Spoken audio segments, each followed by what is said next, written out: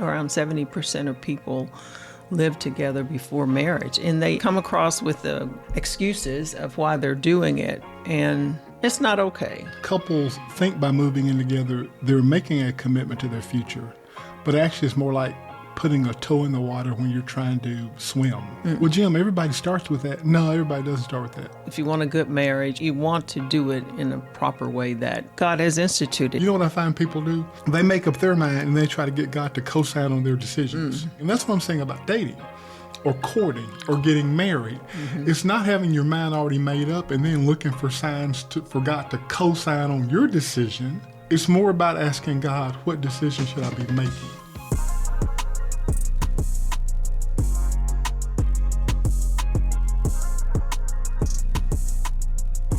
Is it harder or just different to find real love in 2025? You're listening to Marriage with Jim and Teresa, your weekly guide to better connection, deeper trust, and lasting love. Wherever you are in your relationship, single, dating, engaged, married, happily or unhappily, you've come to the right place. I'm your host, Jim.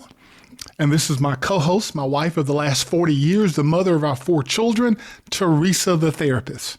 Hey, Jim. Hey, Teresa. So today we are discussing love in 2025. What changed and what still works. We're going to do a little question and answer.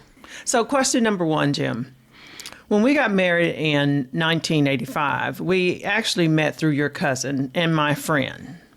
That's how most people met back then, whether it was in a friend, school, etc. Online dating wasn't a thing. I don't think it was a thing at all. So do you know what percentage of couples meet online now? Yeah, I do. Okay, I think the answer is B. Oh, wait. I didn't give you... Okay. This is a number answer. Right, I didn't give you that. So it's going to be between 0 and 100. Right, so okay, what so percent? If I carry the 1, I'm going to say, okay, in 1985 it was 0 because there was no online. Okay. So I'm going to go now between 0 and 100%. I'm going 1.63%. 1.63%. No, not exactly. About 50%. Really? Of people now are meeting online. We're seeing people kind of pull away from that a little bit, but online dating is still very much a big thing. Okay. Question number 2, Jim. We got married at 22. Well, I was 23 because I'm 6 months older than you. We don't need to try to keep saying that. But anyway, do you know the average age for marriage now? Okay. Yes, I do. Okay. What is C. it? Once again, I didn't give you an A, B, or C, or D. Okay. All right. So, this is another, I'm not good at math, but this is another number question. Okay. So I was 22. You were 6 months older. You were 23. That was in 1985. There's a lot of numbers. So what's the average age people are getting married at now? I do know that it's older because even when we got married, we were a little bit younger, not than the generation prior to that, but for our generation. So I'm going to say the average age people are getting married at now is probably somewhere around 52, 53. No, not exactly. Oh, it's not? Okay. No. Okay, what's the real answer to Teresa? The average age for a woman is 29, and for a man is 31. Okay. So we got married at 22 and 23, and now it's what? 29 and 31? 29 for a woman and 31 for a man. I wonder if that means the average 29-year-old woman is marrying a 31-year-old man. But anyway, we'll just move on. Okay, so question number 3. Okay. In 1985, the divorce rate was about 50%. Can you guess what it is now? Yes, I can. Okay, what is it? Okay, so actually, Teresa, Okay. most of our audience might think the divorce rate's increasing, but I actually know for a fact that it's decreasing. Oh. So it's no longer 50%. It's more like 47, 46%. Okay, well, it's actually 43%. So slightly lower. So it's lower. even decreased since I gave you the answer. Yeah, slightly lower. Yeah, but people are getting married less now. Many couples may never marry. So the fact that the divorce rate is decreasing is in part because fewer people are getting married, so it's not like apples to apples. It's not like the same number of people get married 50 years later that got married 50. Okay, I understand. Yeah. Hey, Teresa, let's switch this up. I'm going to ask you the question this time. Okay. In 1985, when we got married, we didn't have words like emotional intelligence or mental health. I'm not even sure I got those words now, and therapy wasn't real widely discussed. That's still kind of taboo. But let me get to the question. Can you guess how this shift has affected relationships? So now we use words like emotional intelligence. You're a therapist. You used to be a mental health therapist, actually. Mm-hmm. So how has this shift? Now people, I think going to therapy is more widely accepted now. Still not among people of color, people of our color. I don't even want to say that anymore. I think it is getting there. That used to be maybe the statistics or something, but it's more available, more widely available. And people are going to therapy, and it doesn't. I mean, many races are. Hey, many cultures. Maybe I should say cultures. But anyway, many people are going to therapy. So you said, how does it affect the relationship? Well, I think it can be a positive. So if you can work out some of your issues, then you can make a unit much better. So, the other thing about the change in therapy, and I think I invented this change actually, is the shift to online therapy. No, I don't think you did that. Well, I invented it for us. Okay, maybe, yeah, so, for us. So you had actual physical offices. And at the time, we were moving a lot. Yes. And every time we would move from Mississippi to Illinois, from Illinois to Indiana, every time we would move, you would have to literally shut your office down and start again afresh in a new city. Yeah. And so I said, this is when I invented online therapy. I said, why don't you take your practice online? That way, every time we move, you don't have to start all over. You know what you said? Let's do it. No, you said that was stupid. No, I don't remember saying that. You said it was a horrible idea. No, I don't think I remember saying that. You said it was a horrible idea, and then you went on and on about how you know what? This is the point of the I did say that the face-to-face, person-to-person, closeness is important, but I thought that the online was actually okay because it gave people opportunity who were working, busy, whatever, to be able to sit in their own home. This is what I said. And do therapy. These were all the things I said. Oh, you know what? It's not important who invented online therapy, me or you. Okay. That's not what we're talking about. The point is that people are more likely to go to therapy now, and it's more accessible now. Mm-hmm. Okay, so let's move on to the next. Do we have another question? Question number 5. Oh, wow. In 1985, do you think we could have lived together before getting married? I already know the answer to that question, but you go. Well, no, that wasn't a thing. Sure we could have. We're grown. We were grown, but we just knew that wasn't going to work. We knew that it wasn't acceptable in the family at that time, in our culture. That's not why we didn't live together, Teresa. I knew that God would not be pleased with us living together. I wasn't concerned about your family and our friends. I'm not sure I had friends. Well, that is absolutely the underlining thing. It would not be, God had said that we didn't need to do that before. As a matter of fact, he said we shouldn't even have sex before marriage. But you didn't listen to that. Well, I made a mistake. That's a whole nother story. Thank God for his grace. That's a whole nother. I tried to get you. Okay, you get enough subject. I'm not getting off subject? Yeah. Okay, all right. So what's the question? Oh, in 1985, why are we even asking this question? Did people live together? I think the point we're making is it's more acceptable now than it was then. Absolutely. People are living together more so, and they are living as married couples, but yet not married. And it does cause some problems. Okay, so here's another question for you. Okay. Answer's going to be B. Today, what % of couples actually live together? I'm going to use the technical term, cohabitate. Okay. before getting married? What percentage today actually? Oh my goodness! I really hate this percentage because it's very high. What's the answer? 70, around 70% of people live together before marriage, and they come across with the excuses of why they're doing it, and it's just not. It's not okay. The whole idea behind practice before you play, that might work in sports. Mm-hmm. But in real life, the whole idea that you would live together before you actually get married, their statistics actually show that works the opposite way. Does that make sense? It does. Let me ask you this. From a therapist perspective, let's look at some key clinical findings. Okay. Oh, look, a study in the Journal of Marriage and Family. So do you know these studies? Do you have these kind of stuff memorized? No, I don't have it memorized. I've just read them. Okay, so why does the whole idea of living together before you get married actually work against a healthy marriage and not for it? Well, sometimes it's like, okay, you don't deal with the main issues that you might be experiencing.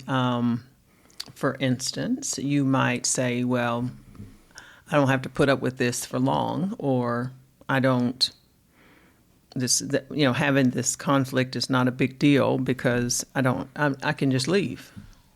Okay, so by you starting out like that when you're not married, that mindset and that thinking kind of bleeds over into your actual marriage. Is what you're saying. That's what I heard you say. Well, yeah, I guess you could say that. And speaking of practice before you play, actually, you know how people say practice makes perfect? Mm-hmm. Actually, that's not true. Practice doesn't make perfect. Perfect practice makes perfect. So if you're going to practice being married, there's no way to really practice being married. Do you think there is? No.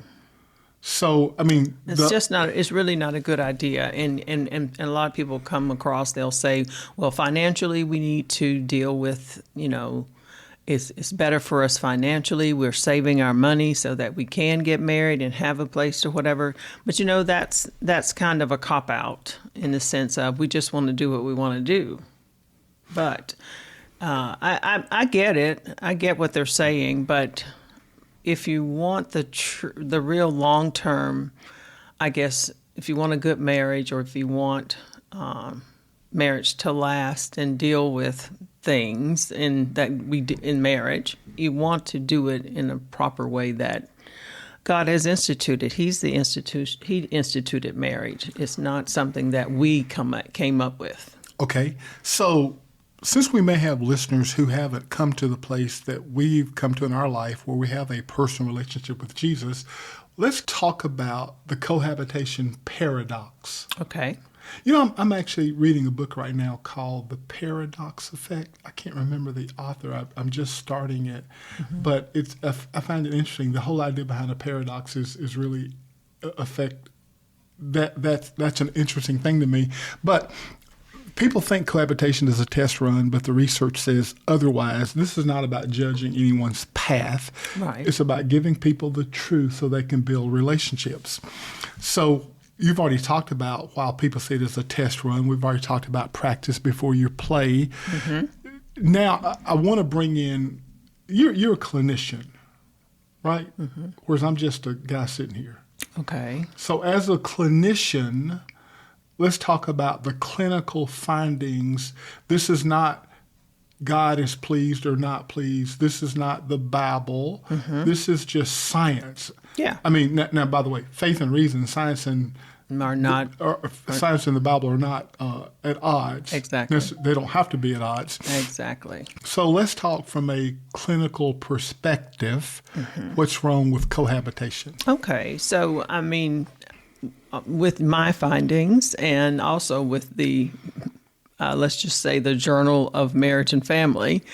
Is that a thing? It is. And okay. They found that couples who live together before marriage have a higher rate of dissatisfaction and conflict compared to those who do not cohabitate, Okay. Especially if they did not have a clear understanding or clear expectations of what was expected of each other. All right, so that brings me to the next clinical study. Okay. Sliding versus deciding. Wow, Dr. Scott Stanley. Hey, since you're the clinician, you speak to this part. Okay, so Dr. Stanley research showed that couples often slide into cohabitation out of convenience, financial reasons, or emotional momentum, not necessarily because of a shared vision or commitment to the future. So you see, did you hear that? The commitment to the future, the commitment to each other. The commitment is so important. You know what I find funny? Paradoxical, actually. Okay. Is that couples think by moving in together, they're making a commitment to their future. But actually, it's more like putting a toe in the water when you're trying to swim. Well, Jim, everybody starts with that. No, everybody doesn't start with that. When I took swimming lessons when I was a little boy, we just jumped in the water in the shallow end, and we got started swimming. And I know people think that's what they're doing by living together, but it's not. It doesn't work like that. Hey, and by the way, if you're living together, this is not all about shame, and beating you on your head. No. We're just messengers here delivering the news. Absolutely. Don't shoot the messenger. You know what I'm saying? So cohabitation without clarity increases the risk for ambiguity and misaligned expectations, like I said kind of earlier. Both are big risk factors in marital dissatisfaction. Okay, one of our big things that I like to talk about, so I want to lead you into this conversation, is talking about conflict resolution skills and how cohabitation actually ends up delaying conflict resolution skills. Mm-hmm. So what do you have to say about that? So cohabitating couples may avoid serious conflict or compromise by leaning on ease of cohabitation instead of doing the harder work of communication and repair. So when there's no covenant or clarity of the future, couples may tolerate dysfunction longer or avoid hard tasks or hard talks, like we said before, assuming they can just exit later if it doesn't work, but this creates emotional baggage, and this carries into the marriage. The other thing about cohabitation is that there are actually higher breakup rates, especially with children involved. Oh, I hate that too. But I mean, hey, it is what it is. We're just delivering the message to us. I know it, but cohabitating couples, have higher separation rates. That's what we don't want than couples who particularly have children and are more involved. We don't like that at all, but that is what happens. Hey, I get asked often, hey, Jim, you guys have been married 40 years. Give us one, how people ask, give us one tip that's allowed you to be this successful in these 40 years.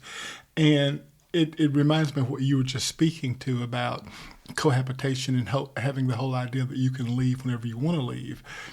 The one key to our marital success, well, actually it's hard to give one key, but one of the keys is that we decided that we were not going to not be married. Right. That whole little word, divorce was not an option for us. And no matter how bad it got, maybe it didn't get bad enough for you. Well, it wasn't an option. That's kind of how we went into it. It was a commitment. It was like, whatever comes, we're going to work on it and deal with it. So that was almost like a kind of a stable place for me, a safe place. Got you. And we're talking about cohabitation and kind of how it does the opposite of what you think it may be doing in terms of better preparing you for marriage. And one of the big differences is that cohabitating couples basically come in here like, this is a trial run. We're going to see how this works. And then you add in kids. Keep going. Then you add in kids, which are confounders. I remember when I first heard that word. Barbara Davis Center in Denver. You remember this? I think so. Anyway, so kids are confounders, adding issues to an already interesting situation. But it's the opposite of the commitment. So cohabitating, the paradox is cohabitating is actually the opposite of committing. People think it's the first step toward committing. Yeah. But it's actually the opposite. It's more of a trial run. Absolutely. And the children, going back to them, when they're raised in this environment, they're more likely to experience instability, leading to higher risk and anxiety, academic problems, and relationship difficulties in life later life. Okay, let's talk about this, Teresa. Okay. So we talk about you being the clinician, and I think you said I was just a guy. That's what you said. Well, it doesn't matter who said it. One of us said it. So you said you're the. Let's kind of bridge the clinical and the faith. Okay. Okay. So people think that our faith is about a bunch of rules and about a bunch of don'ts. But you know what I used to tell our kids when we were growing up about rules and God's rules? Okay, yeah, tell me. When God says, I do remember. When but go God ahead. says, "Thou shalt not," or "don't," what He's saying is, "Don't hurt yourself." Right. Does that make sense? Yes. So the rules, the guidelines, the parameters, the guardrails are for our benefit. Yes. So when God says, "Thou shalt not," He's saying, "Don't hurt yourself." When God says, "Okay, go ahead," He's saying, "Help yourself." That's kind of, this is on my mind because we just came out of a parenting conference. Right. So when we bridge the faith and clinical, the whole idea is not about, these things are not enemies, if that makes sense. What do you want to add about that? So God designed for marriage isn't just about the tradition. It's for protection, just like you said. Don't hurt yourself. It's protecting us. What research is now catching up with is that the emotional safety, the clarity of commitment, and the covenant love provides the strongest foundation for intimacy and a thriving families. So I love that study. Okay, so here's the thing. No matter the technology, and that's what we're talking about, people meeting online. Oh, by the way, tip. Here's a tip. Okay. We asked the question, what percentage of people meet online now? And what did you say the 50%. answer? 50%. What was my guess? You said 1 point something. Oh, yeah, okay. So I was wrong. All right, so the whole idea behind meeting online, you know what my first tip would be? What? Even though you meet online, I would encourage you to get offline and in person as quickly as possible.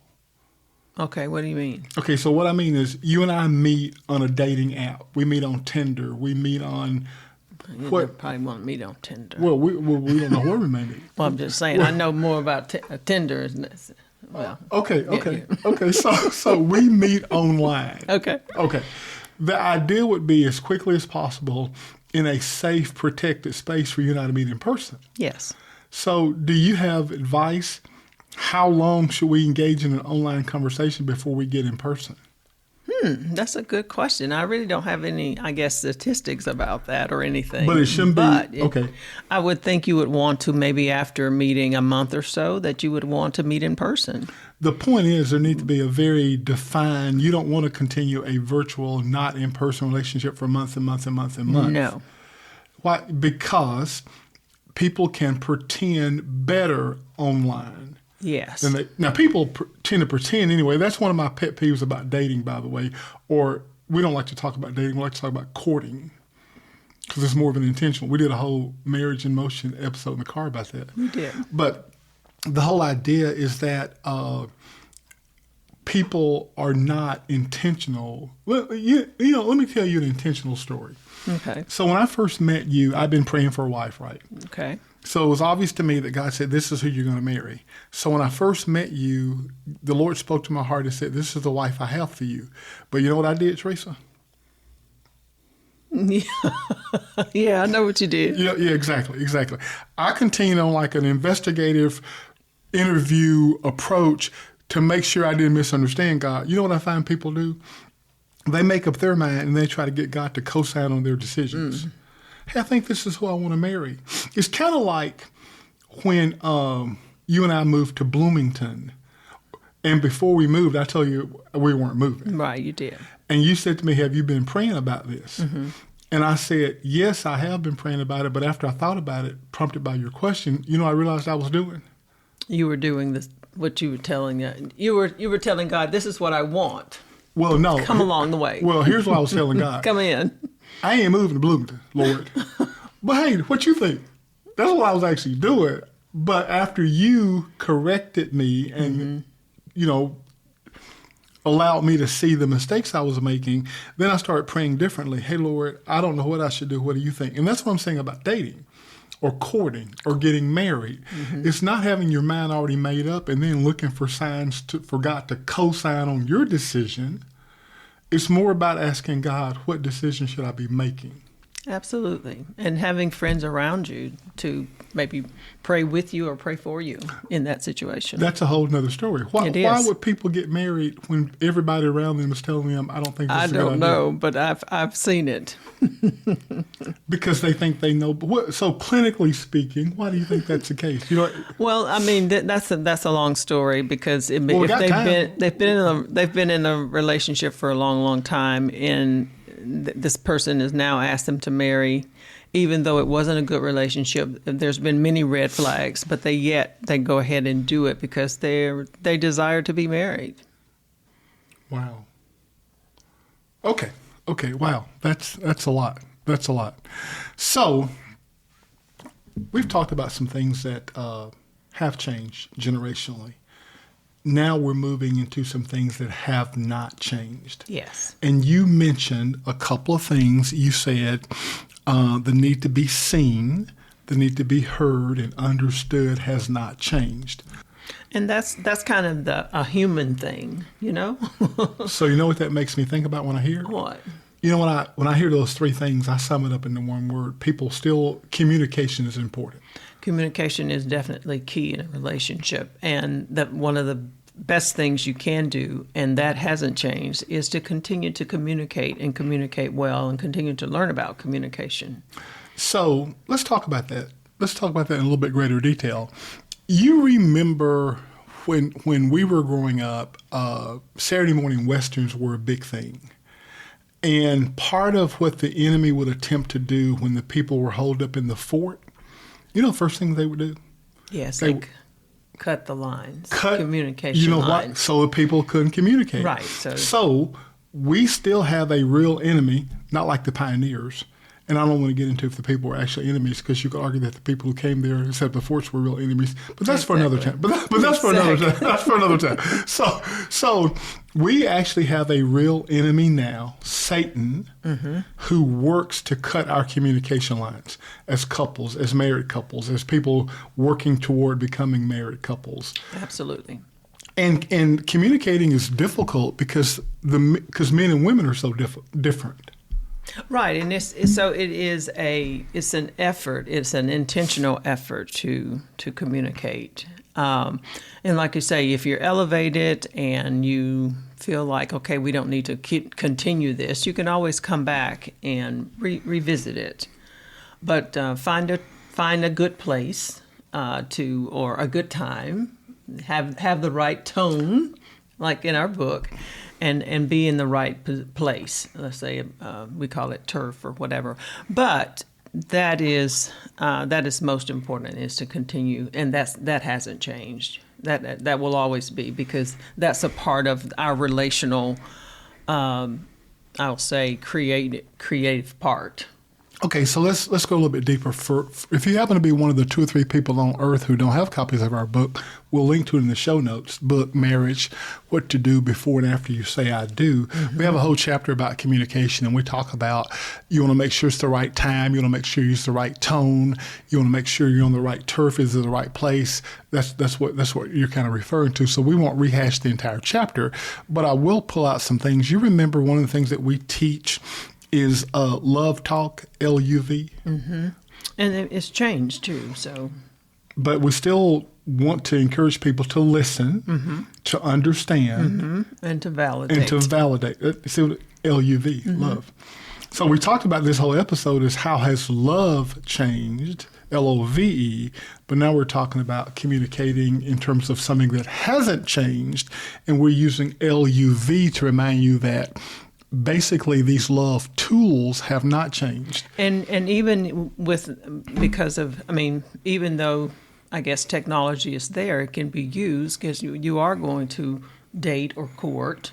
And like I say, we say court because you may try to make that distinction that we have courting is on purpose. Yes, more intentional. It's on purpose, intentional, yes. So that hasn't changed. You got to meet a person, whether it's through networking or friends or however you meet them. So that hasn't changed. So we've talked about and spent quite a bit of time on the things that have changed from 1985 when we got married to today. Mm-hmm. Let's talk about some timeless principles because God's word doesn't change. Right. So let's talk about some things. What can people in our audience today, this generation, take from the benefit of our experience, your clinical training, to put in place things that haven't changed? I'm going to boil it down to one word I want us to talk about. The ability to be effective communicators has not changed. Correct. And we're going to split it up between my ability to communicate to you mm-hmm. and my ability to self-reflect and understand what it is that I want and need so I can more effectively communicate it. Does that make sense? It does. It does. Absolutely. So what are some things that you teach in terms of here are communication skills and tips and techniques that I want you, my clients, to take away? Mm-hmm. So the first thing I talk to my clients or teach them is I want them to understand the importance of each other for one.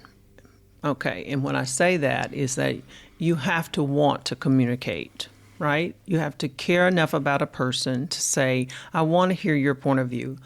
I want you to hear my point of view, and we want to come to the best for our relationship. So that's one of the first thing is to really respect and care and love each other enough to want to communicate and to hear each other. Okay. So that's one of the first things, and then after that, then it's about, let me hear how you're communicating. So we start to talk, and then I want them to maybe summarize. Okay, what did you hear him say, or what did you hear her say? So when you're in the counseling center, you actually say to them, okay, I want to see you guys kind of act like I'm not here. Mm-hmm. I want to see you guys communicate about, do you give them a topic? No, not necessarily a topic. I just say I've observed. Sometimes I have observed how maybe you don't allow him to complete his thought, before you jump in. So you really haven't heard him. So I want to hear you guys. So I'll say, well, tell me this. Then they maybe start. It could be a subject, yes. It could be something that we've talked about or whatever. So tell me more about this. Did you hear what he said? Did you hear what she said? So tell me your thoughts about it, because they're looking at communications from their experiences, right? And what they've learned over the years growing from children to the present time. All of that is being filtered for them to understand from someone else. So that's what help them see how they are communicating, and then we can improve on that. Okay. So communicating is something that hasn't changed. I think those are great tips for communicating skills. Mm-hmm. Hey, can we spend just a second, because you talked about here are effective ways that you teach people to be great communicators. Can we talk, and you touched on it a little bit, can we talk just a second about things that are representative or indicative of poor communication, like don't do this, or when you see people do this? Those are things. Well, yeah, some of the things, people will say, you always do this, or you never do that. Those are words that we don't want to use, because that's probably not true. We don't want to use always and never. Right. And then being accusatory, you do this and you do that. Those accusatory type things shuts people down. It puts a defense up, and that's what we don't want. We want a person to be comfortable to be able to say what they need to say to another person. And it's a way you say something to another person so you don't shut them out or shut them down.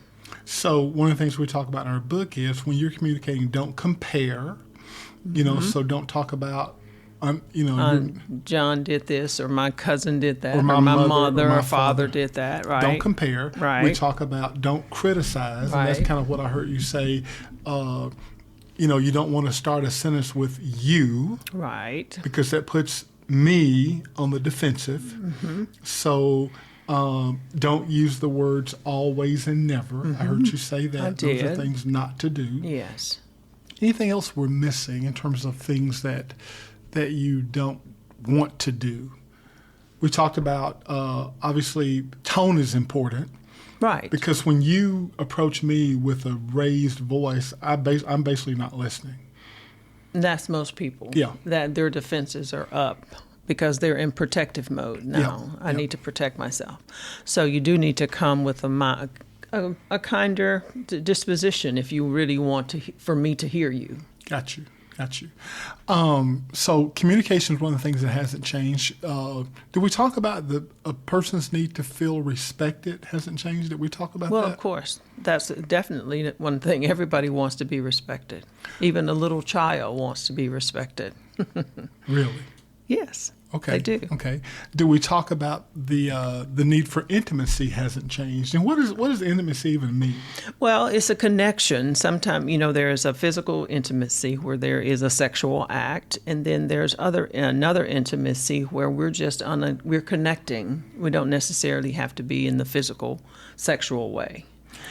And that is most important. Matter of fact, it's very hard to do anything, communicate or whatever, if that's not intact. So how would a couple grow in intimacy? So, okay, let's make sure we're clearly defining it. The Bible talks about, and the two shall become one. You and I are one flesh. So, how can a couple very intentionally start working toward growing in intimacy? I'm just thinking about this question now. I got to think of some answers. Well, like I say, if there's anything that we need to move out of the way, any kind of resentment or if there's some type of contention there, we need to move that out of the way, and then we need to connect. We need to do things. For instance, eye-to-eye contact is a way of connection. You can kind of see through me. You can see, in my eyes. And sometimes when I've done this in the counseling room, there's been just tears. They start to cry. Wait a minute. Explain because what you it's just like said. they just have not connected back up. Yeah.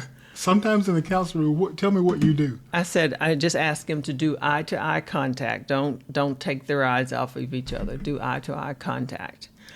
And then I ask them to feel each other physically, touch hand to hand. And a lot of times tears and everything comes out right there. Everything comes out because, Really? it's why, like pain. I don't understand that. Well, it's a way of moving it's a way of bringing up maybe stuff that has been hurtful or whatever, or letting them know that now I can be I'm closer to you. I'm really feeling you now. It is a way of connecting. And when I can get the connection, then I don't have a problem with the communication. Automatically intimacy part will come. I find that if is you've a part told of me it. these stories before, I don't remember these. I wrote an article on it. Oh, okay. Well, maybe. Okay. I'm going to read it tonight. Okay. So, wow. So you've got couples who, then if tears literally start, then that tells me that they haven't been connecting. Right. Something has not been. Something has been up. Some type of barrier, facade. What we want to call it. Something has been up, and now it comes down, and that's when you get the true connection between the couple. Wow. Connecting is important, and before you can connect, you want to remove the barriers that's preventing you from connecting. Mm-hmm. And that exercise that you do in the counseling room with couples, I didn't know that people would actually start crying. What else do you see in there? A lot of things, but that you can. Oh, but it's secret stuff. That no, it's not. Confidential? It's not secret. I'm just saying when it comes to intimacy, you have to get to move a lot of things out of the way. Okay, Teresa. So we've talked about the things that have changed, mm-hmm.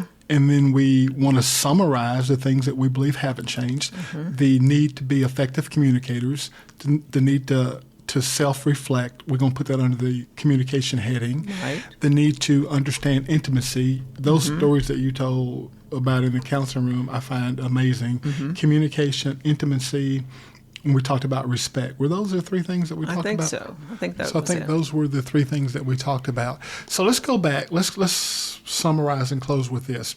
This episode's all about love in 2025, what's changed and what still works. And kind of subtopic is love in 2025 harder or just different? So what's your answer, Teresa, the therapist? So I would say, Jim, that it is different, and it is also harder because of the distractions that we have in our world. People are working more. Children have more activities. They're expected to be little professionals at a very young age. No, just kidding. But anyway, they really are striving at a very young age to be the best in, let's just say, their sport. So that brings on a lot of things that maybe we didn't experience.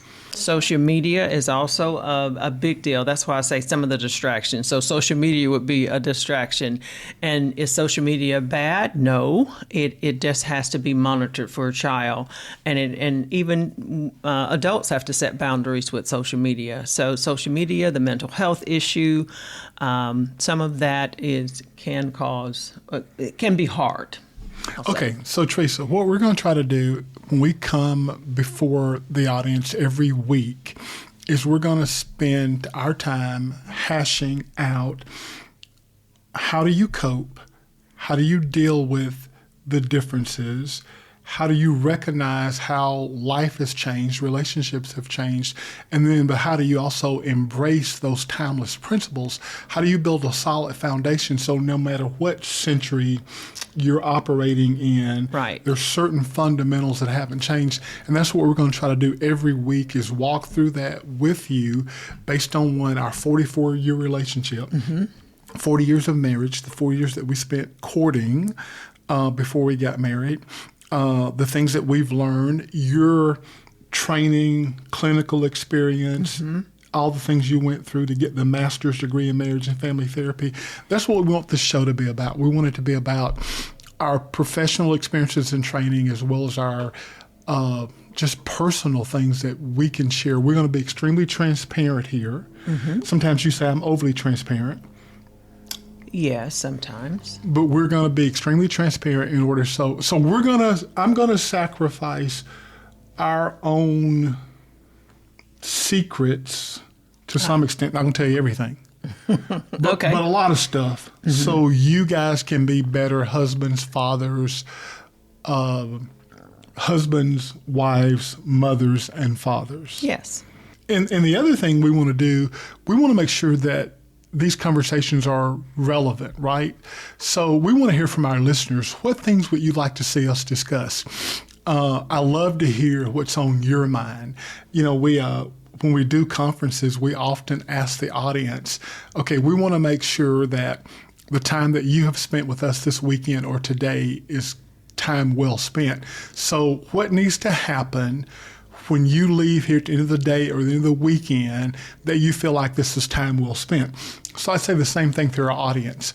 When you finish spending time together with us each week, give us some ideas of what you want to know, what you want to hear, what you want to hear us talk and teach about, that you'll feel like this is time in your week that's well spent. So the way that we want to hear from you is you can email us, you can contact us on social.